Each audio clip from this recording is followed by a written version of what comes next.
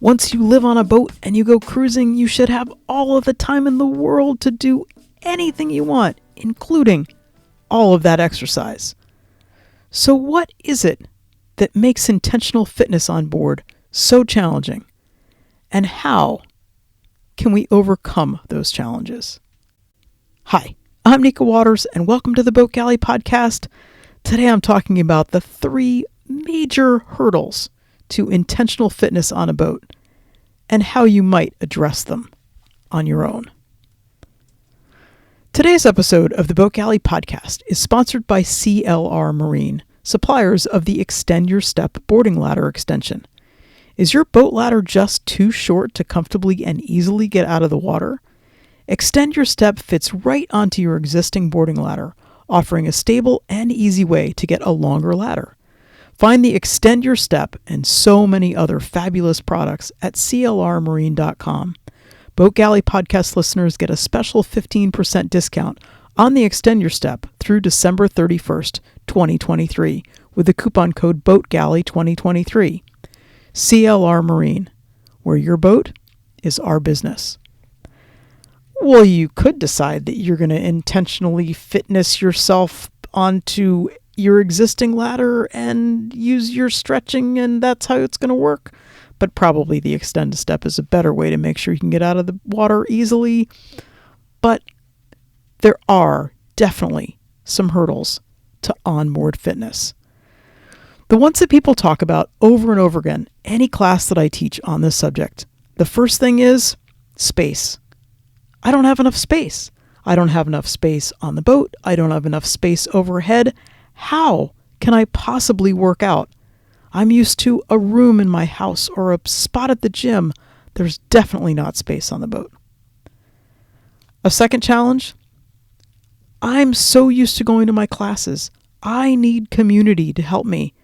I can't do this on my own.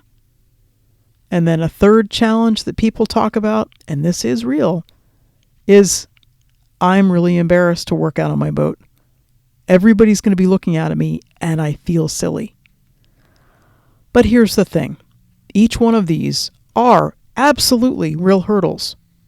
There is no doubt that space on your boat, I don't care what size boat you have, is more limited than what you had in a house. If you are a dedicated gym class goer, you definitely don't have that on your boat. It's true. It's real. And embarrassment?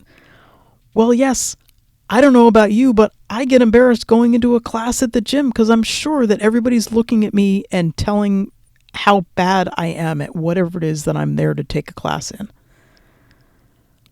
All of these, though, have ways that you can overcome these hurdles. They're not the end-all, be-all, and they're not an excuse to not be intentional with your fitness on the boat. So let's talk about them one at a time. First of all, space. You don't have the same kind of space on a boat. You don't have this lateral space, and you definitely don't have overhead space. If you are doing your workout down below and you're trying to raise your hands up overhead or you're trying to jump, you got a very low clearance over your head. So how do you deal with the lack of space?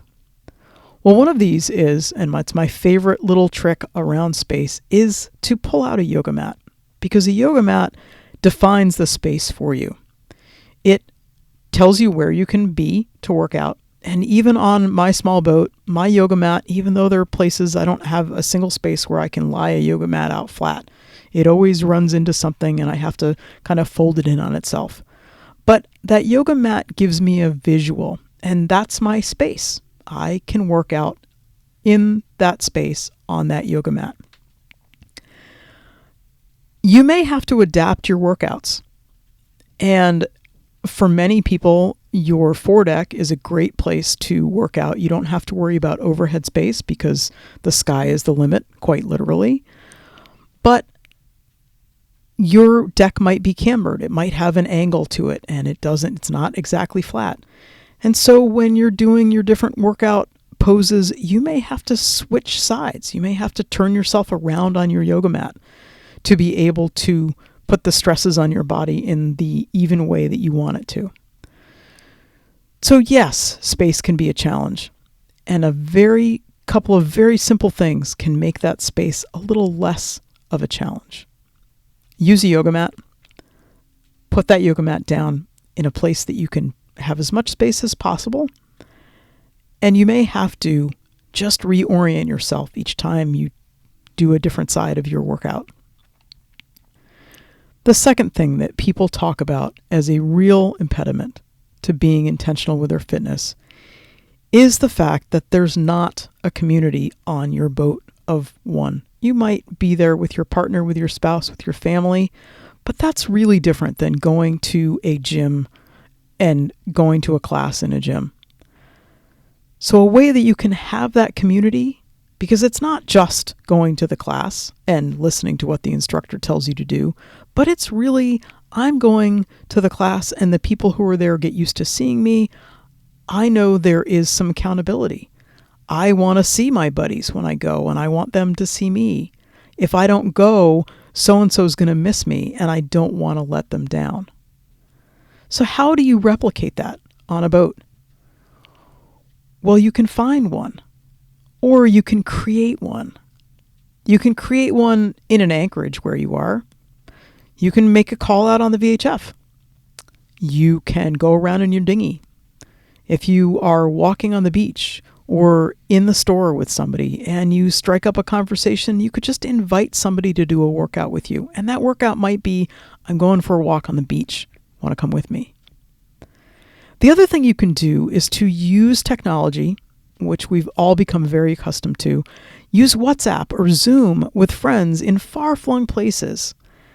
I recently taught a class on fitness at the Seven Seas Association GAM in October. And at the end of that class, a number of people were sitting around and just chatting and saying, gosh, I really miss my yoga practice. And I wish that I could just get myself in the habit of doing 3 sun salutations every single day.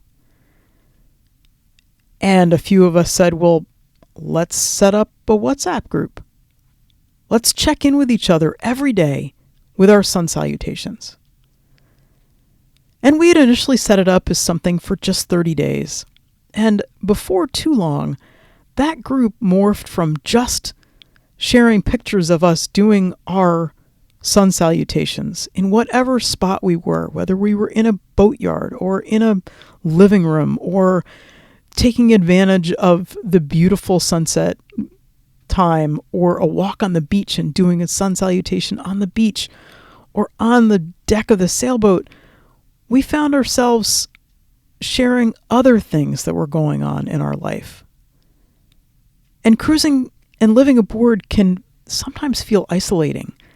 And being able to connect over something very small, like 3 sun salutations in a group of 4 people on WhatsApp, it is amazing how much that community has grown with all of us. And now we are 3 months later, and now we're just talking about what we're doing cruising. It's pretty cool. Use technology in a neat way to build that community. And a third factor that people bring up as a detriment to being able to work out on a boat intentionally is being embarrassed. We're embarrassed about what we look like. We're embarrassed about how we're doing our work. And something to remember with this is, for starters, pretty much nobody's looking. If you think about going to a class at the gym, and if you're anything like I was, you stay at the back and you're worried because you really don't want to mess up. But pretty much everybody's just busy worrying about themselves, and people aren't looking. But if you're really embarrassed about it, you can work out in the dark. You can work out down below. But the embarrassment factor is real, but probably is something we need to get out of our heads about, because it's not as real as we all like to think that it is. Basically, intentional fitness on board is all about doing what you can. It's not focusing on what you can't do, but what can you do? Because even with less space, and even with a different kind of a community than what you had in a gym class, and even worrying and overcoming the embarrassment factor, if you do what you can, something is always better than nothing. And that's really what intentional fitness on board can all be about. I can't wait to share an Anchorage with you when maybe we get to go for a walk on the beach together, or find the cool coral formations and the pretty fish that are underneath the water. And we can chat about our incredible good fortune at being able to live this amazing lifestyle. Thank you so much for listening to the Boat Galley podcast. We love hearing from our listeners. We love it when you share us with your friends. We love it when you don't forget to subscribe in your favorite podcast app. Have the most spectacular week.